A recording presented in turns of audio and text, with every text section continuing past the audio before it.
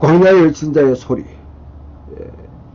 인용합니다. 그러면 마가복음을 읽을 때에 이사야 40장에서 55장이 하나의 중요한 배경이 된다는 것을 보여주고, 그냥 하늘에 뚝 떨어진 예수, 땅에 솟아난 예수, 아니면 이 땅의 역사는 가장 무관한 그런 예수가 아니라 이미 예언자들이 예언했던 거기에 접속을 합니다. 그 이사야와 연결선상에서 마가는 예수를 봐야 된다는 것이죠. 그래서 가장 뚜렷하게 나중에 마가가 이제 이렇게 구성한 것은 고난받는 종으로서의 예수.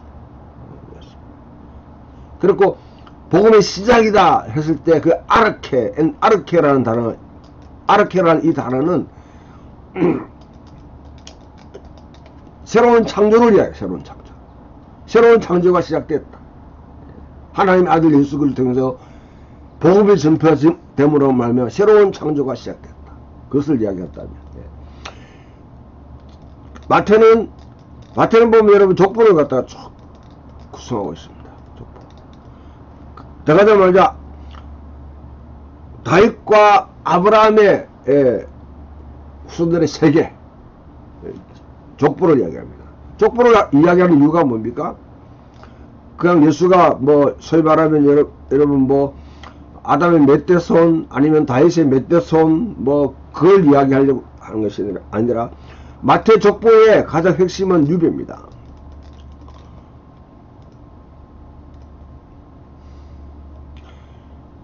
다윗이라는 이름을 가지고 세 개로 나누고 이걸 다 합치면 4, 6, 4 하게 되면 14가 되면 14대 거기가 아브라함부터 다윗까지, 다윗부터 유배까지, 유배로부터 예수님까지. 여기 핵심적인 단어는 유배예요.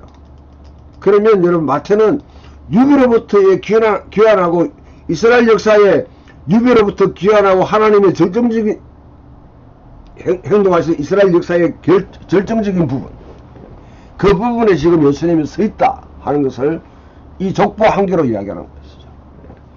족보를 이스라엘, 아브라함부터 이스라엘 역사 한 사람 한 사람이 다 그 시대의 역사를 대변하는 이들입니다. 그리고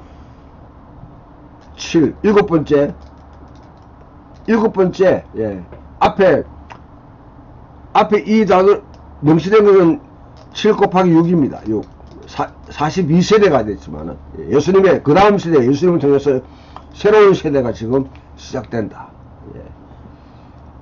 그 시대를 갖다가 예언하고 예수님이 새로운 하나님 나라를 가져온다 하는 것을 아예 초반부터 이야기합니다.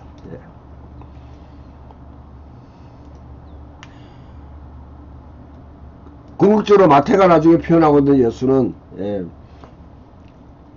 새로운 이스라엘, 토라를 갖다 주셨던 그런 새로운 모세로서의 예수를 묘사합니다. 나중에 마태복음을 우리가 보면서 좀 더 보겠지만은 마태복음은 중요한 5가지의 뭐냐면 이 담화들로 구성되어 있습니다.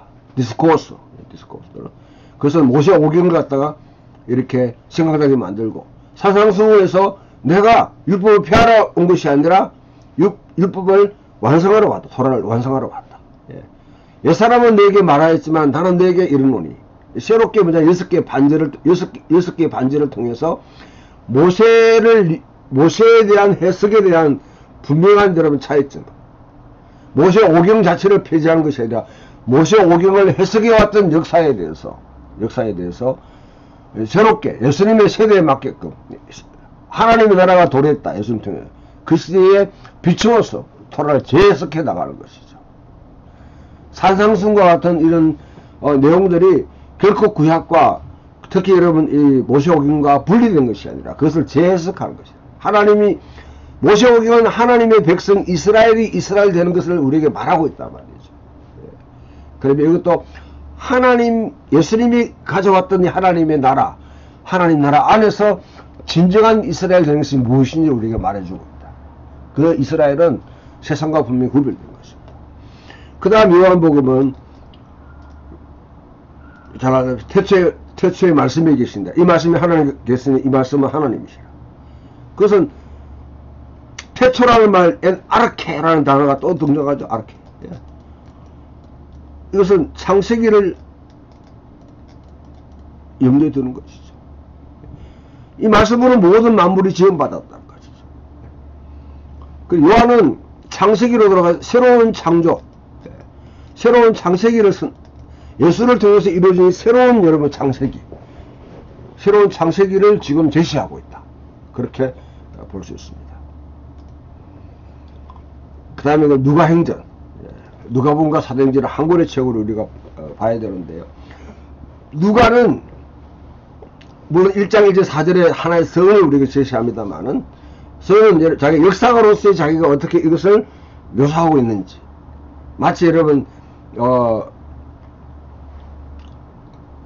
헬레니즘 시대의 다른 역사가들처럼 헤로도투스나 아니면 타키투스와 같은 이런 역사가들의 그런 관습과 비슷하게, 특히 여러분 이 누가행전은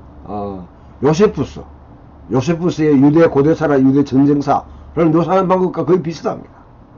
역사가로서 그렇게 하지만은 그 역사의 관점이 가지고 올 때 누가복음 1장 2장에 보게 되면 일단 여러분 엘리사벳과 사가라는 한 지세한 가문이 등장합니다. 그리고 예수와 마리아와 요셉이 등장합니다. 요셉. 누가복음 1, 2장은 바로 이런 엘리사벳과 사가라를 도입하는 이유는, 이거는 여러분 가게 되면 사무엘 상에 있는 한나와 한나의 이야기를 지금 끌고 오는 것이죠.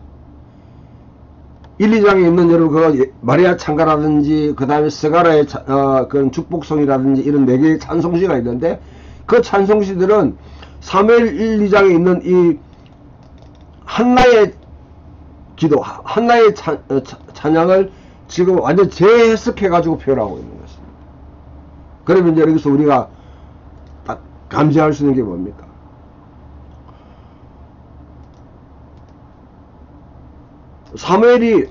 사무엘은 이스라엘 역사의 중요한 전환점에서 부름받았습니다. 사사시대가 끝나고 그 다음에 왕정시대가 이루어지는데, 왕정시대에 누구를 세운다? 다윗을 왕으로 올리는, 왕으로 즉위하게 하는데 아주 그 역할을 하는 사람이 바로 사무엘입니다.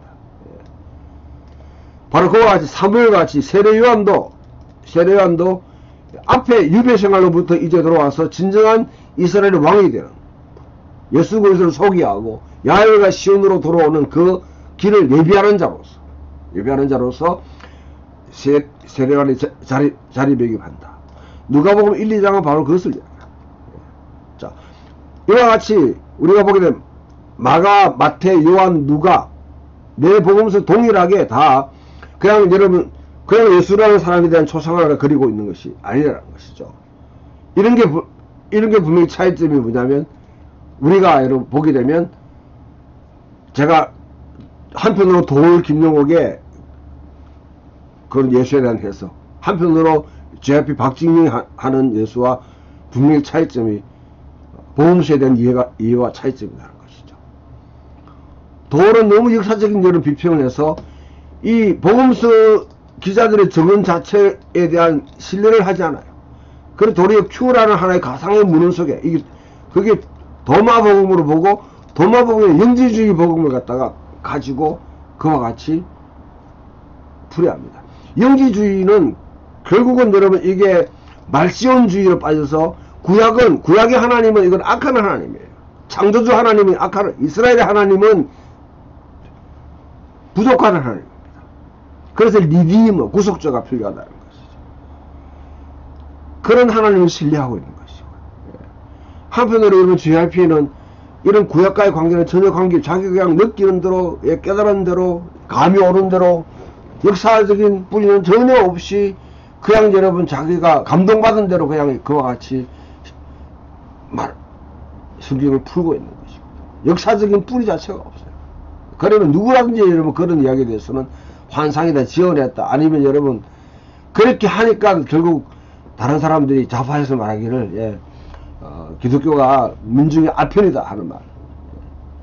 지금 여러분 감명받고 짜릿짜릿하고 뭔가 깨닫고 거기에 여러분 매일은 하나님의 전체적인 구속의 드라마 속에 내가 어떻게 지금 부름받았고 어떤 지금 각 대본을 읽어나가야 될지 거기에 대한 감각이 없는. 그러나 여기 마테마가 누가 요한이 우리에게 말하는 것은 구약의 전체 드라마 가운데 야훼가 시온으로 귀환하는 길에 하나님이 지금 예수님이 이스라엘 역사의 절정에 자신이 있고 하나님이 결정적으로 자신을 통해서 결정적인 일을 행하십니다. 하나님 나라 일이 시작됐다. 그럼 우리는 어떻게 살아야 될 것인가? 우리에게 주시는 하나의 대본이 무엇인가? 그것을 깨닫게 만드는 것이 바로 이스라엘의 세계관 속으로 우리를 갖다가 인도하는 것이 바로 마테마가 누가 요한 복음서들인데, 그 복음서를 전체 구약에서 계속 하나님이 그 백성과 함께 실험하면서 말씀한 그 배경 속에서 복음서를 읽어야 된다. 그렇지 않으면 복음서는 그냥 뭐 한 이야기라든지 아니면 전기라든지 그런 걸로 그냥 아니면 역사적으로 도구가 같이 막 이렇게 회부되고 분석돼서 아주 그냥 초라하기 짝이 없는 그런 아주 이야기들, 아니면 여러분 경험들, 그와 같은 지혜의 교사로서 예수만 보게 만드는 것이죠. 그러나 이 땅에 하나님 나라를 이루어졌다고 선포하시고 결정적으로 자기 십자가에 죽으시고 부활하시고 이로 인해서 이제 시작된 하나님 나라를 이제 통해서 새 하늘과 새 땅, 새로운 창조까지 가는 이 길에 우리를 소환하고 우리를 징집하셨던 그 예수님을 알려고 하면 이런 구약 배경 속에서 예수님 누구인지를 파악하고 그리고 이 연상 속에서 하나님의 나라를 선포하신 예수가 누구인지를 우리가 파악하는 것이 바로 공간복음을 읽는 기본적인 우리의 어떤 그런 태도, 또 하나의 입장입니다. 자, 이제 두 번째 시간 마가복음을 간단히 소개하겠습니다.